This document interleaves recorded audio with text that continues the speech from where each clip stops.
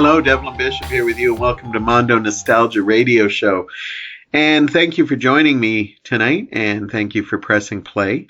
It means so much to me. I've said it many times before, but whenever you hit play on any podcast, not mine or anything, it's just amazing because you're listening to somebody who's put some work into something. And whether they're just talking about, just anything or talking about a certain topic like sports or movies or anything, there's so much out there, movies, TV, music.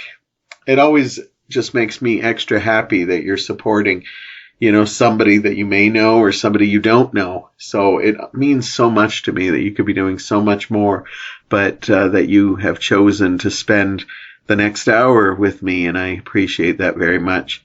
Today we're going to be dealing with a lot of movie stuff. I've seen some really interesting and great movies in the last little while, and I want to review them all for you. And so in the second half, I'm going to take a look at the DC movie Shazam. That's out in theaters right now. And then I'm also going to take a look at a movie that is also out in theaters, but you may have to look for it. It's in indie theaters. It might be on streaming pretty soon. It's called Hotel Mumbai, and I'm going to be looking at that in the second half because this first half is all about Avengers Endgame. Now, if you joined me last week, I counted down my Marvel Cinematic Universe movies from number 21 down to number 1. And if you didn't hear that, you might want to go check that out first. And then, come back and hear my review of Avengers Endgame. Now, don't worry if you haven't seen it. This is going to be a non-spoiler review. This is probably one of the hardest non-spoiler reviews because any review you do, you guess you spoil it a little bit when you're even giving the synopsis or something. But this movie is almost impossible because it is the direct follow-up to Avengers Infinity War. And there's just so much that goes on it that it's almost hard to talk about. So I'm going to be very generic and basically just talk about it. I don't know. I might do a spoiler review when, a couple weeks from now. But honestly, I don't do a lot of spoiler reviews because of the fact that, I don't know, I think the only time you should go really in-depth in spoiler reviews is when you're got a group of friends together, you got a friend who's passionate about movies, and you've both seen the movie and you talk about it. But I don't know, I just think overanalyzing every movie, just over the radio, just in the, just putting the word spoiler on it just makes people kind of edgy and stuff like that. So this is going to be my attempt at Avengers Endgame. Now last week, a spoiler about last week's podcast is I told you that even though I ranked them from 21 to 1, I actually have enjoyed all the Marvel Universe movies. Obviously I love some more and I like some. Avengers Endgame, I'm happy to say, continues in that thing. I almost had a fear that I'd go into this movie and after liking 21 of the MCU movies, that it'd be ironic if I walked out going, I bloody well hated that movie. But I'm happy to say that didn't happen. And one of the reasons why is that Kevin Feige has created a beautiful formula for this. And even though you can have movies that have differences in it, they're similar enough to keep the tone. And he managed to nail it again with Avengers Endgame, which, as you know, there'll be some mild spoilers about Infinity War right now. But basically, in the last movie that we saw that half the universe was turned into dust because Thanos snapped his Infinity Glove, and we lost half the world. And in that was some of our favorite characters, characters like Spider-Man and Black Panther and Winter Soldier and Star-Lord, and just so many of them just disappeared at the end of Infinity War. And nobody really knew how they were going to resolve it. Now, because it's based on a famous comic book, yeah, you could have ran out and read the comic book, but Kevin Feige and his team, the Russo brothers in this case, who directed this movie, usually tend to use the comic book as a reference but try to change it up a bit so it's not 100% the same. And from what I've heard of people who've read the comic book, Endgame is in itself very different. Again, I can't really say much about Avengers Endgame except that this follows the story. You definitely get a resolve on a lot of the stories. They leave a few open-ended, but for the most part, this is a really great movie. It's a beautiful movie that fits really good with Infinity War, and it's a perfect resolve for a lot of these characters. And although some of these characters are going to continue going on in the MCU, some of them will not. And I will warn you, if you're a sensitive person, there are going to be some losses. Again, I'm not going to spoil who goes. All I will say is that I was not surprised by some of the deaths, and I was surprised by a few. So, yeah, I was, they did get me a couple times. Yeah, so the writing is top notch. I think it's a really great movie. I have only seen it once. I don't know if I plan to go see it a couple times in theaters or I'm just going to wait for the Blu-ray. I've seen Infinity War a couple times now, and I did see that twice in the theater, but this one I was so satisfied with. I'm just not sure I want to see it again in theaters. I might, you never know. But it was a really well put together movie, and you could tell that they had plans for the first Infinity War and right up into Endgame because it is very seamless. Now, for those of you who did listen to my podcast or didn't, Infinity War was my number 3 movie in the MCU ranking, and one of my problems with it is that it was such a big movie that I found the pacing was a little off at times, and that was my biggest problem with Infinity War. I would have to say between the two of them, Infinity War is a little bit better, but ironically, I would say that Endgame is actually paced much better. I think it flows better as a movie than Infinity War did. It's just, for some reason, rewatching Infinity War a couple of days before I saw Endgame, I still think Infinity War was a stronger movie. The characters are all up to their standards. I think some of the actors probably and actresses get a chance at doing some of their best work. Again, I can't really say who because it might, if I say, well, this character, some characters that have always been kind of more quiet get a little bit more chance to shine in this. But you got to keep in mind when I say that, go in with a little sparingly. There's a lot of characters they have to deal with. And so everybody gets ample screen time, but, well, I wouldn't say ample. Some people just get enough screen time. What I will say is that everybody gets satisfying amounts of screen time. So even characters that are only in it for a little bit get scenes that you really want them to do. For the most part, the story is very humanizing. We've seen these characters grow as characters, but this, we really get to see a human element in it, and I think that's really great. It's something we get to see more of with some of the characters who finally get to even branch out to even bigger ways, and I think that's really good. They take some chances with some of the characters. Again, I can't really say, but I can think of 2 cases where they just take a real swing for a home run, and I think they're both very successful.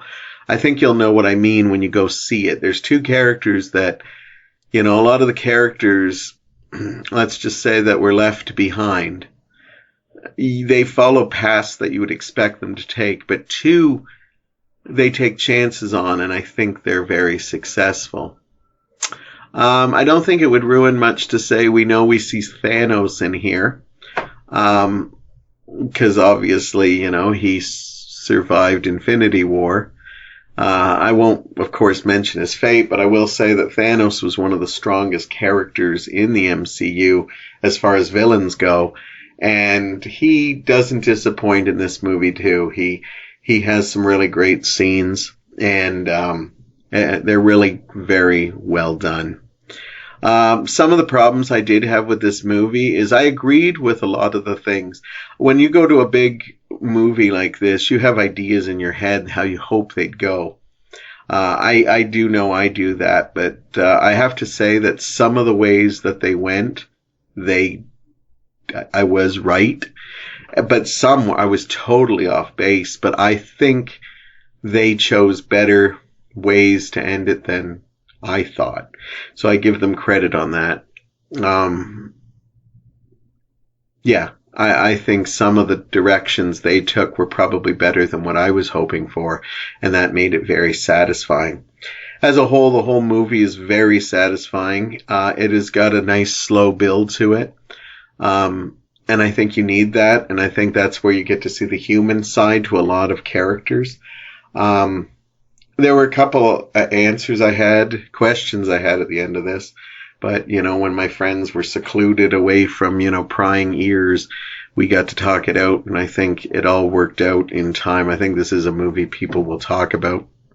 It, of course, broke major box office records. I think I'd give this movie, on a scale of 1 to 5, a 4.5. I think it was a perfect crafting of a finale in a series. And as I said, when I say finale, I'm not trying to spoil it as in saying that, we're not going to see any of these people. I'm saying that some of the characters will go on. Some of them have finales in this.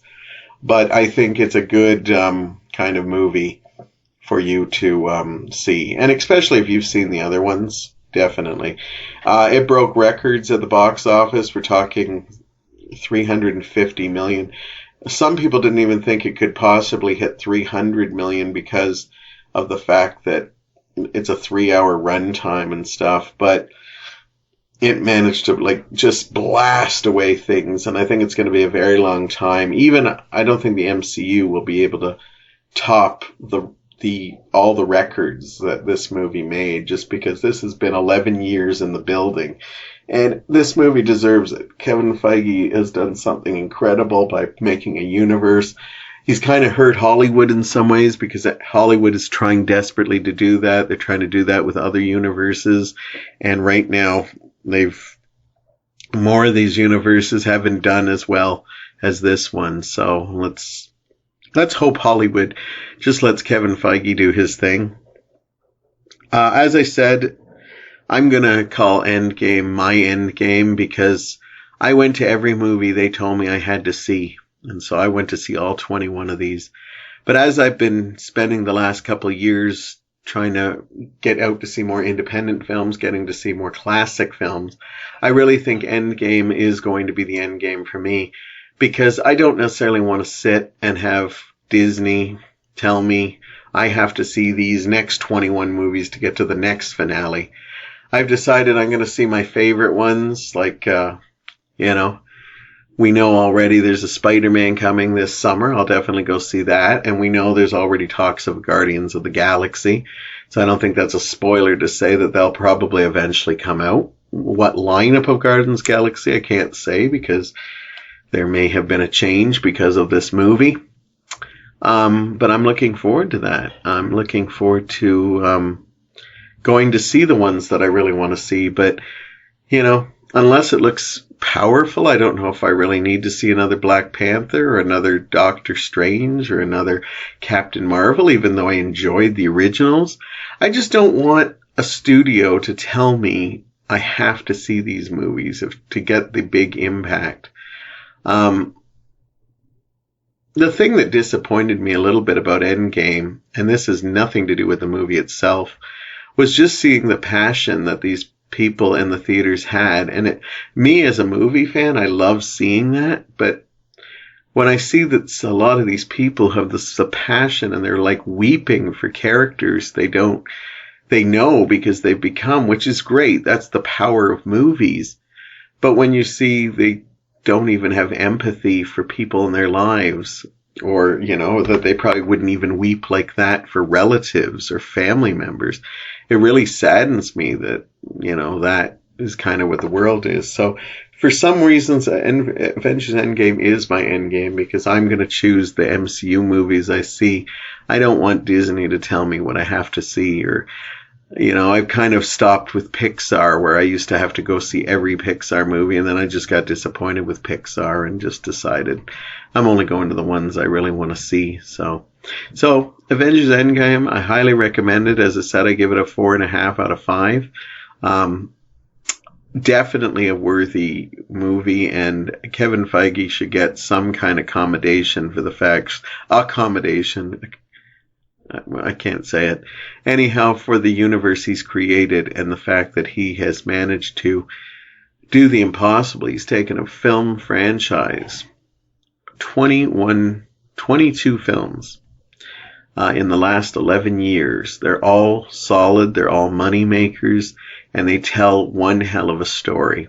This is almost like you could now binge watch this whole series and really, really enjoy it. And you would be entertained because the MC movies have a formula. As I said near the end, I was starting to get a little bored with the formula. So, one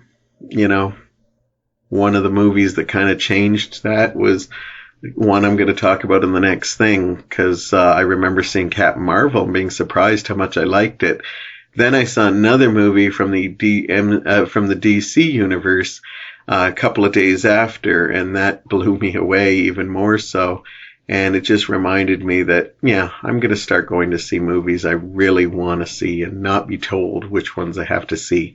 But for the rest of you who still will go see every Marvel movie, and when they start putting these binge-watching shows, and you can see all these other great Loki shows, or Falcon and the Winter Soldier, or WandaVision, and all the other ones they've talked about, you guys have a great time with it. And, keep supporting it as long as they keep bringing the awesomeness they have, because I think they've entertained me for many, many hours. It's just I've grown up a little bit, and I've decided for me, it's just not my thing anymore. I'm going to go see the ones I want to see, and if I eventually see the other ones on streaming or on DVD or Blu-ray, that's fine. But if I don't, it's not going to be a big thing. But Endgame is definitely one worthy to see. And I think you can see it even if you haven't seen the other movies, but I think it definitely helps. I think the emotional impact is more stronger if you did definitely see the other 21 movies.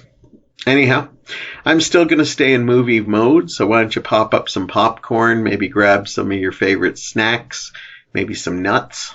I don't know why. Nuts just came into my head. That just sounds weird.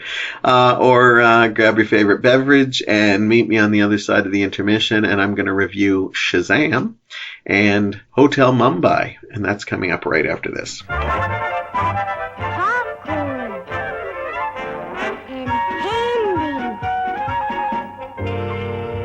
Yum, yum. Oh, boy.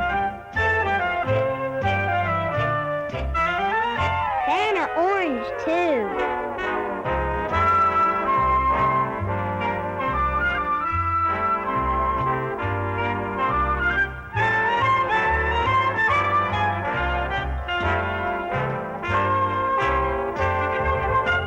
Welcome back. Devlin here with you, and I'm here with the second half of this week's Mondo Nostalgia Radio, and I think today's episode's going to be shorter than most, just because I realized, because I couldn't talk much about the last movies, it was only a quick 20 minutes, so we'll see how it goes. But anyhow, thank you for taking the time and joining me here. I'm going to talk about two movies that are still in theaters. One is Shazam. That will be the first one I talk about. Now, this is a movie, of course, based on a famous DC Comics hero.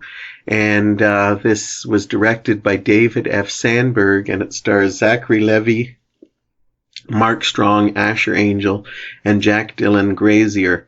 And I'll be honest with you, I don't know a lot about Shazam. most recollection of Shazam is of the cheesy 1970s show they played on Saturday morning television, which from what I've heard is only like a splinter of what the actual character is. When they announced they were going to do a Shazam, me being a big DC fan, I wasn't as excited, just because I had already seen most of the properties I want to see in DC.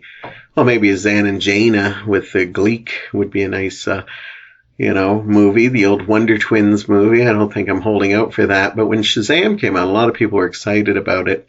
And this movie hasn't done too bad at the box office. It hasn't been a huge, huge hit. But it's still doing pretty well, and it's got great word of mouth.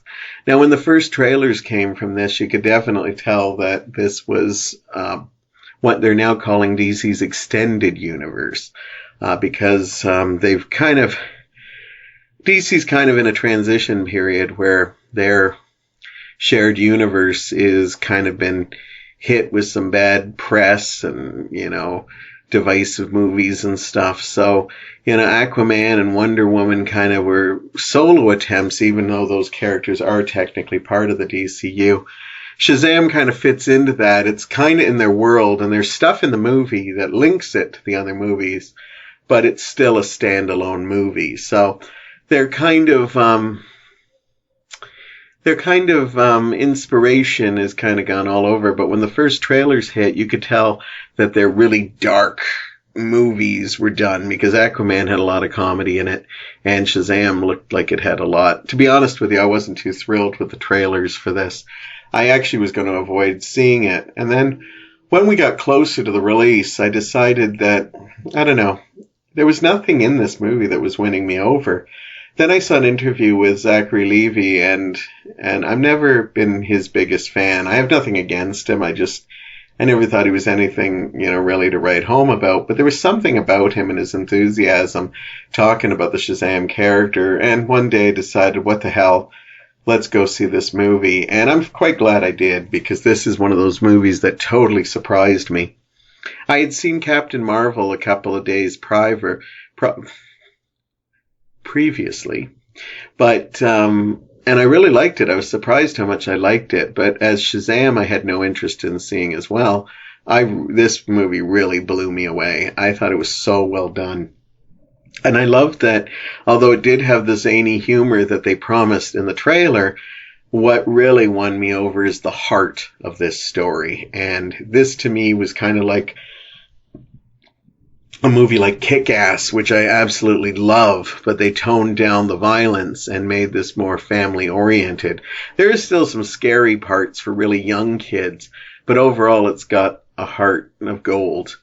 Basically, Shazam is a superhero that's kind of guarded by a wizard, and this wizard has been desperately looking for somebody who is pure of heart that can wear this outfit.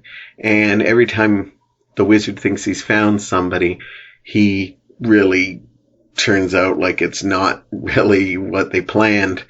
So he winds up finding a boy named Billy Batson, who's a foster kid. After losing his parents, he's been shipped to house and has never really made any real life connections with people. He's basically, a little bit of a troublemaker. He's even broken the law a bit. But when the wizard doesn't have any more options, Billy Batson is told to wear the Shazam thing, and Billy turns from a 14-year-old boy to a full-fledged man superhero by the name of Shazam.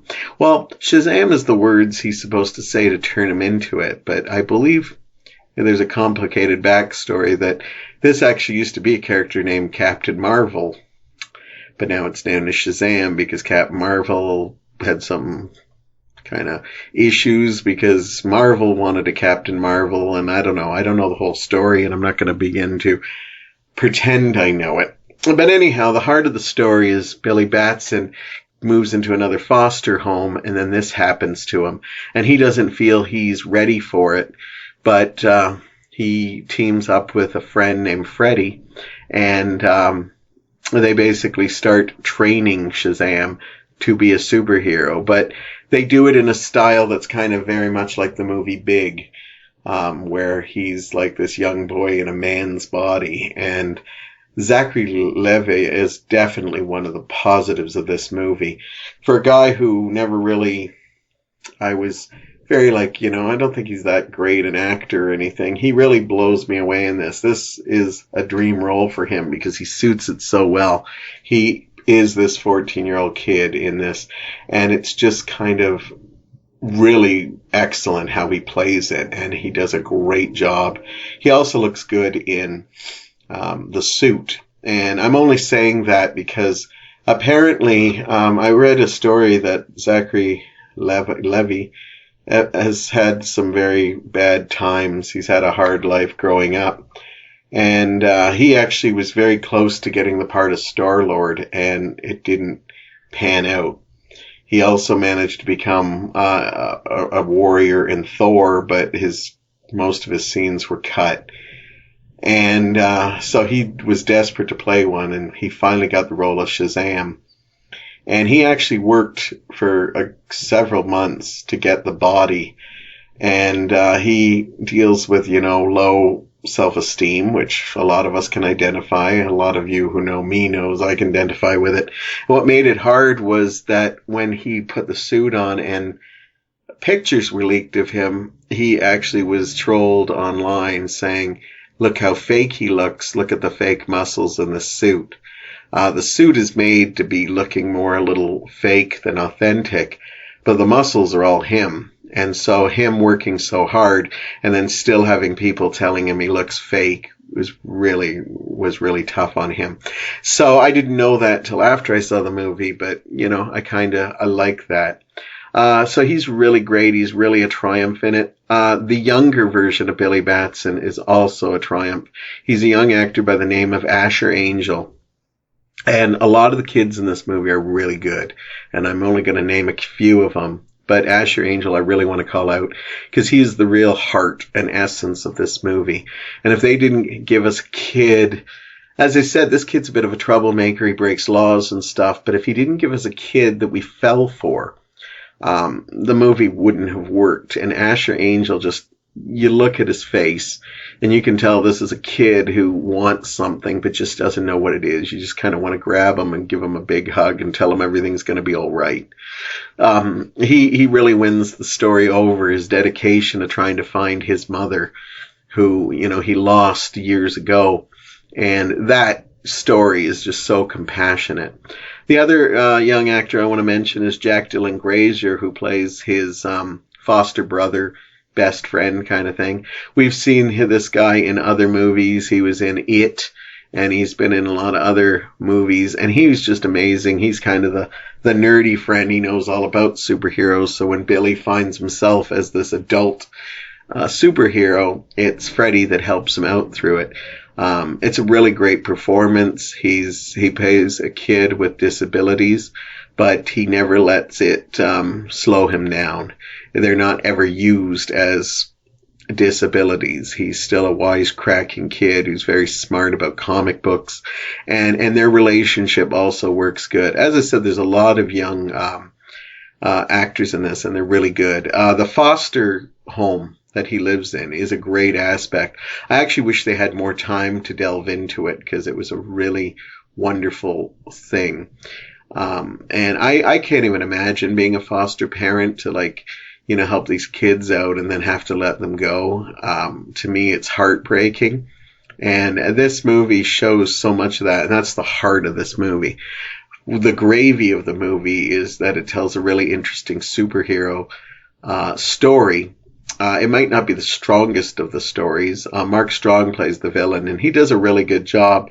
And they try desperately with the script to show that he's a really three-dimensional villain. It does sort of work, but I would say that it's got some weak parts in it. But he is really good in the role. And finding Shazam having to deal with this, where, it's great when he's, using his powers to help people with smaller things and stuff. It's kind of neat. What also was also great to see was this was filmed in the Toronto area, and many scenes were filmed in Hamilton.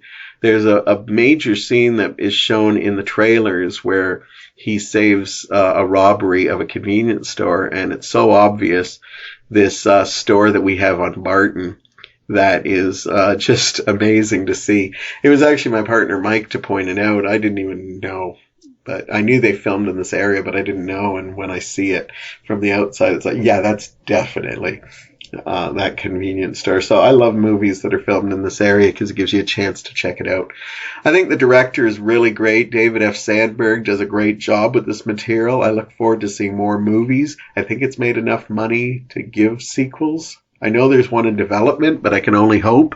The writers of this story, the screenplay was by a name Henry Gayden, and based on a story by Gayden and Darren Lemke. And I think this is just a really great, well-written story that has so many layers. It's fun, it's heartwarming, and it's got some great action pieces as well. It's just a nice feeling movie. And as I said, I loved Captain Marvel, but it almost felt formulaic because of the Marvel universe. And then I see Shazam, which some people will say will be formulaic, but I love that sometimes the DC movies take more chances. And once again, I was blown away by Shazam. So Captain Marvel was good. Shazam was great, and I'd highly recommend it. I'm going to give this movie a 4.5 stars. I just thought it was an amazing film. I think I could have got it all the way up to 5, but I did have a couple of issues with it. As I said, mostly some of the development of the story. I know a lot of people complained about the tone of this movie, but I actually thought the tone wasn't too bad. So I was totally fine with this movie. It's a great film. I know everybody's going to be talking about Endgame and that, but if you could, I think you should definitely check this out, because it is just a great movie. And if you don't see it at theaters, don't worry, it's coming up probably soon.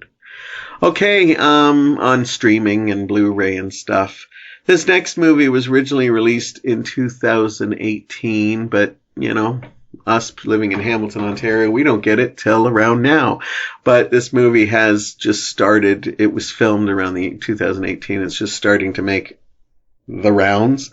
This is actually an Australian film, and I absolutely loved this film.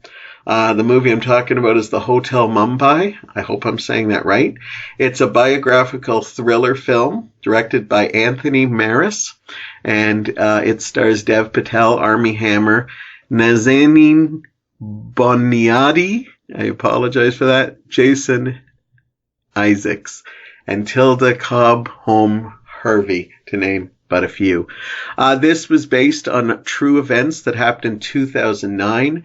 This actual movie was based on a documentary called Surviving Mumbai.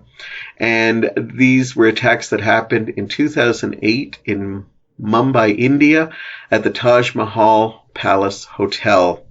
And I think I remember the events, but I didn't look into the details of it. Sometimes when it comes to news, I follow the news, but I don't go in depth into the news because, I don't know, it kind of depresses me a little bit. And I know I should be more informative and stuff. But for this movie, it actually helped that I didn't know a lot of the subtle plot twists, because I was on the edge at every step of this movie. Basically what this is, it takes place in November 26, 2008, when a series of terrorist attacks took place in Mumbai, India. It was a group of 8 young men who were working for a terrorist organization, and they were constantly being talked to in their earphones. These were young soldiers, and they just came in, found locations around, and started just randomly blowing stuff up and mowing people down with machine guns. Eventually, a lot of them find their way to the Taj Mahal Palace, and basically we get to see this through the lives of the staff at the Taj Mahal Palace Hotel. We see it through the guests, and we see it through the terrorists. And I was, as I said, on the edge of my seat because I didn't know who lived and who died from the real events. I was constantly not sure who would. The director does an amazing job of setting that up. As I said, his name was Anthony Maris, and I'm sad that more people aren't talking about this movie because I actually thought it was phenomenal. The acting was incredible, and I just thought everything about it was just so well done. They kind of introduce some of the characters at the beginning, but mostly they introduce the guests, like the actual hotel and their philosophies. This place is like paradise on earth, and they have this quota that is guest is God. That's their quote. That is what they live by. And you see that this place is run by hundreds of people who work there, and some are just starting out, and some have been there for decades. And it was just an amazing piece of work. And as I said, you see it through the lives of all these people. They go back and forth, and never do you feel that you're overwhelmed. There's just a handful enough characters that you follow these people. The main ones you do follow are Dev Patel, who plays one of the young workers there. He's a young father who you can tell screws up a lot. He's late for work. He sometimes forgets pieces of his uniform, and he gets in trouble all the time. And you see, how he works with some of the other people that work there. And then you see a couple of guests that you follow through. Jason Isaacs plays a character. He's Russian, and he's a businessman. That's all you really know about him until the story builds up. And just like Endgame, I'm not going to give you away anything. But anyhow, he's kind of a hard-living man who likes, prostitutes and having wild parties and stuff. And, of course, they don't question anything. So if he asks for some good-looking women, they make sure they're going to be in his room. And that was incredible. And then there's a young couple played by, I could get this wrong, but I believe it's played by the woman, I couldn't say her name, Nazanin Bonialdi. I could very well be wrong on that. Let's see what her character is. I've got my Wikipedia here because, yes, I believe that is right. Nazanini Boniadi, and I apologize for getting her name wrong because she's really well done.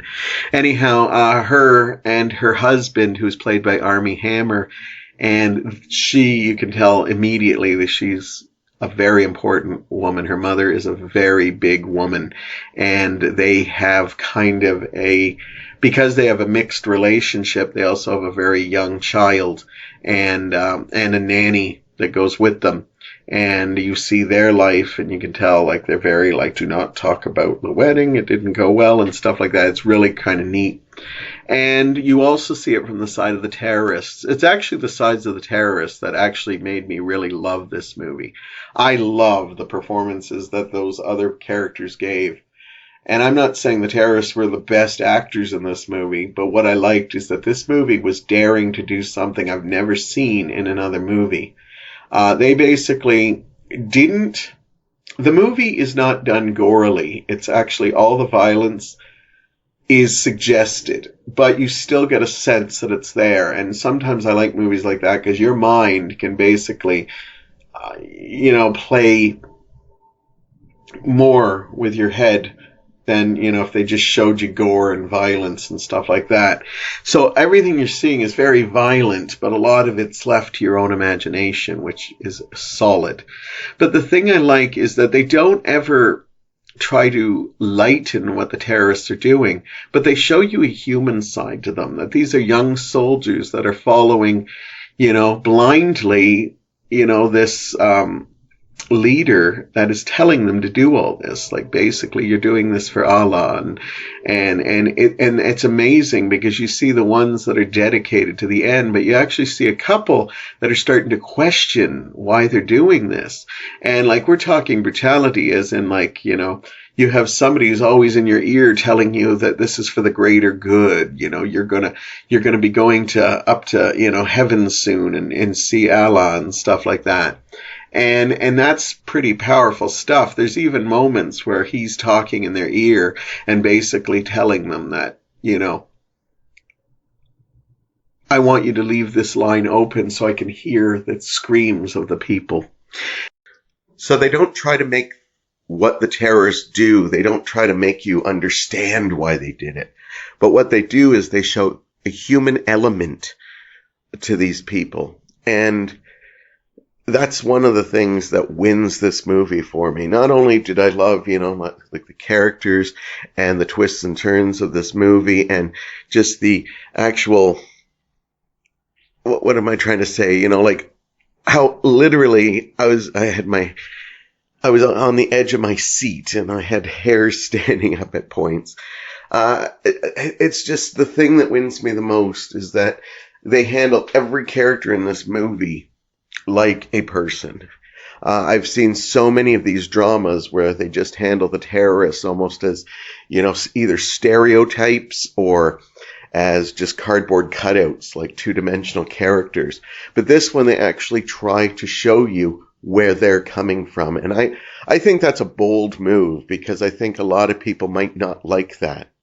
And it bothers me that a movie like this isn't talked about as much. This is a solid film, and I think everybody should check it out, especially if you like this kind of, like drama, even action. There's a lot of action in this movie. So, but, I know we're more known to talk about stuff like Endgame or Shazam or something. But if you do get a chance to see the Hotel Mumbai, I strongly recommend it. In fact, I think it's already one of my favorites of the year, and I'm going to give it 5 out of 5. Yeah, I'm going to give it a perfect score because I didn't know what I was going into.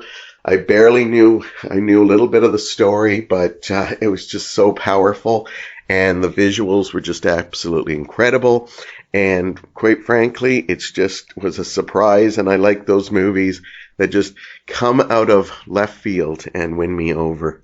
Anyhow, that's my reviews. As I said, today's probably a shorter episode today, but, I've got some plans for the summer and I'm hoping to have some co-hosts in and just talk about some more great stuff.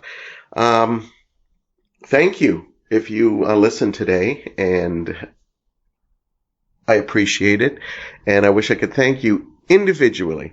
And, let me know, comment either on the YouTube channel, or you can always send me a note on my Facebook Mondo Nostalgia page as well. I'd love to hear from you, or let me know stuff you'd like to hear talking. Do you like my movie reviews? Do you prefer when I talk about old shows or movies? Or maybe you prefer when I talk about, personal things? Just let me know, and I will, I will maybe acknowledge it or, take it in consideration because I love doing that. And I love making these for you. And, a lot of times I'm doing it for me because it's therapeutic for me.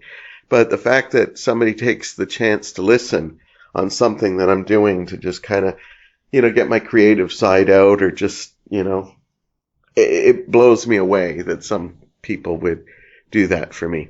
So anyhow, you have a great week. Thank you for listening, and I will look forward to talking to you all very soon.